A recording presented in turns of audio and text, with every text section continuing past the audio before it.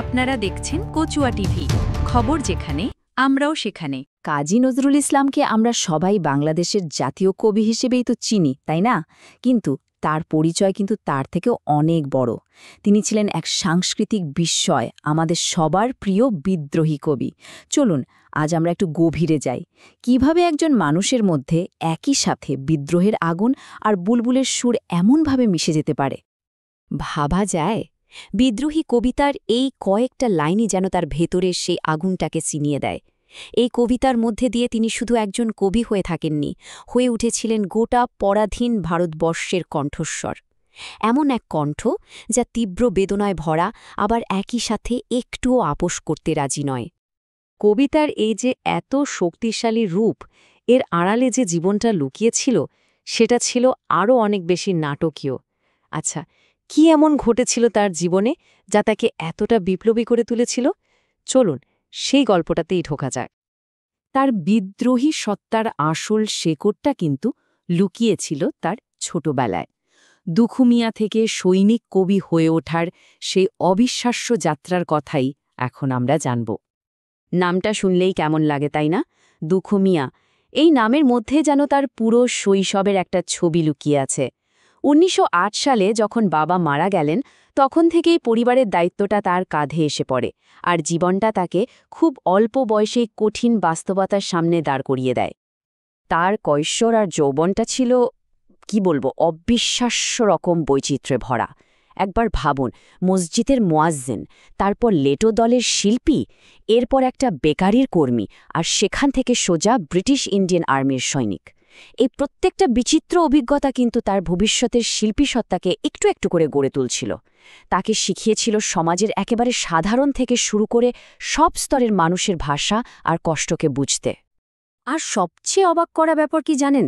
তার সাহিত্যিক জীবনের শুরুটা কিন্তু কোনো নামকরা পত্রিকার অফিসে হয়নি, হয়েছিল করাচি সেনানিবাসের ৪ দেয়ালের মধ্যে।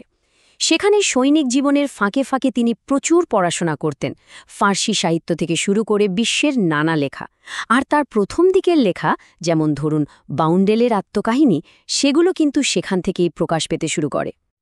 তো সেনাবাহিনী পর্ব শেষ করে তিনি এলেন কলকাতায়, আর এখান থেকেই তার লেখা আর রাজনৈতিক কাজকর্ম যেন আগুনের মতো চারদিকে ছড়িয়ে পড়ল। আর এরপরেই এলো সেই ঐতিহাসিক মুহূর্তটা, ১৯২১ সাল। তিনি লিখলেন বিদ্রোহী।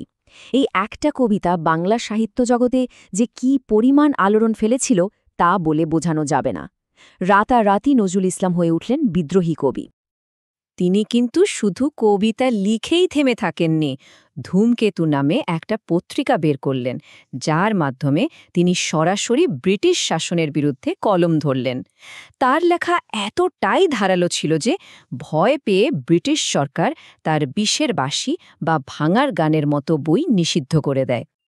আচ্ছা, শাসকরা তার কলমকে কতটা ভয় পেত?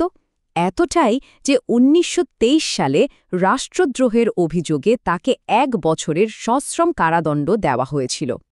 ব্যাপারটা একবার ভেবে দেখুন, একদিকে ব্রিটিশ সরকার তাকে জেলে পাঠাচ্ছে, আর অন্যদিকে বাংলা সাহিত্যের সবচেয়ে বড় নাম স্বয়ং রবীন্দ্রনাথ ঠাকুর তার প্রতিভাকে সম্মান জানাচ্ছেন। রবীন্দ্রনাথ তার বসন্ত নামের গীতিনাট্যটি এই তরুণ কবি নজরুলকে উৎসর্গ করেছিলেন। কি অসাধারণ একটা ঘটনা! জেলে গিয়েও কিন্তু তার বিদ্রোহ থেমে থাকেনি।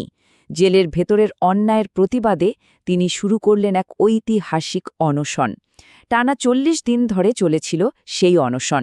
অবস্থা এমন হয়েছিল যে রবীন্দ্রনাথ ঠাকুর পর্যন্ত তাকে টেলিগ্রাম করে অনুরোধ করেছিলেন, give up hunger strike, all literature claims you, মানে অনশন ভাঙো, আমাদের সাহিত্য তোমাকে চায়।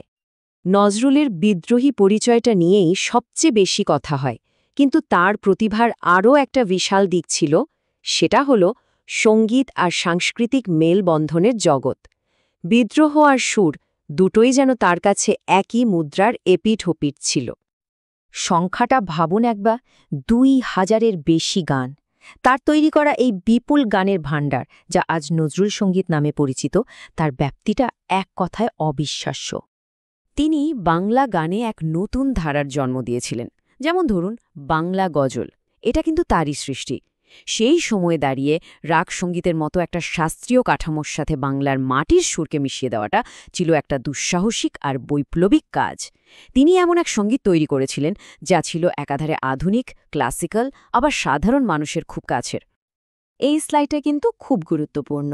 নজরুল একদিকে যেমন ইসলামী ঐতিহ্যের গজল, হামদ, নাত লিখেছেন, তেমনি অন্যদিকে সমান দক্ষতায় লিখেছেন হিন্দু ঐতিহ্যের ভজন, কীর্তন আর শ্যামাসঙ্গীত। তিনি ছিলেন দুই সংস্কৃতির মধ্যে একটা সত্যিকারের সেতু, আর ব্রিটিশদের ভাগ করো আর শাসন করো নীতির বিরুদ্ধে এটাই ছিল হয়তো তার সবচেয়ে বড় শৈল্পিক বিদ্রোহ। জীবনের এতটা পথ, এত আলো, এত সৃষ্টির মধ্যে দিয়ে চলার পর তার জীবনে নেমে আসে এক গভীর বিষাদের ছায়া, এমন এক মর্মান্তিক অধ্যায় যা তার কলম আর কণ্ঠ দুটোকেই স্তব্ধ করে দিয়েছিল।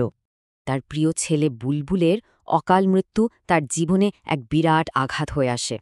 এই ব্যক্তিগত শোক তাকে ভেতর থেকে এতটাই নাড়িয়ে দিয়েছিল যে তার লেখালেখিতেও এরপর থেকে এক গভীর আধ্যাত্মিকতার ছোঁয়া লাগতে শুরু করে।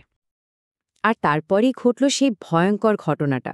মাত্র ৪৩ বছর বয়স তখন তার, যখন তার সৃজনশীলতা একেবারে তুঙ্গে, ঠিক তখনই তিনি এক বিরল স্নায়বিক রোগে আক্রান্ত হলেন। এই রোগটা তার কথা বলার এবং লেখার ক্ষমতা দুটোই কেড়ে নিল। দীর্ঘ ৩৪টা বছর।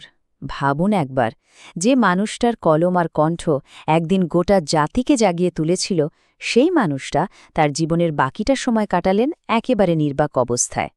তার ওই কর্মচঞ্চল জীবনের সাথে এই নীরবতার বৈপরীত্যটা সত্যি খুব কষ্টদায়ক। কিন্তু তার কণ্ঠ নীরব হয়ে গেলেও তার সৃষ্টি তো অমর ছিল, আর তাই তার জীবনের শেষ অধ্যায়ে একটা নতুন দেশ তাকে পরম শ্রদ্ধার সাথে বরণ করে নিয়েছিল। জীবনের একেবারে শেষ দিকে এসে তিনি পেলেন একটা নতুন দেশের সর্বোচ্চ সম্মান। স্বাধীন বাংলাদেশ তাকে জাতীয় কবির মর্যাদা দিয়ে বরণ করে নিল। যে জাতির মুক্তির জন্য তিনি আজীবন গান গেয়েছেন, কবিতা লিখেছেন, সেই জাতির মাটিতেই তিনি চিরনিদ্রায় ঘুমিয়ে আছেন। এই প্রশ্নটা দিয়েই আজকের আলোচনাটা শেষ করা যাক। যে শোষণ, বঞ্চনা আর সাম্প্রদায়িকতার বিরুদ্ধে নজরুল তার সারাটা জীবন লড়াই করে গেছেন, সেই সমস্যাগুলো কিন্তু আজও আমাদের চারপাশে দেখতে পাওয়া যায়। তাই হয়তো নজরুলের প্রাসঙ্গিকতা কখনোই ফুরোবার নয়।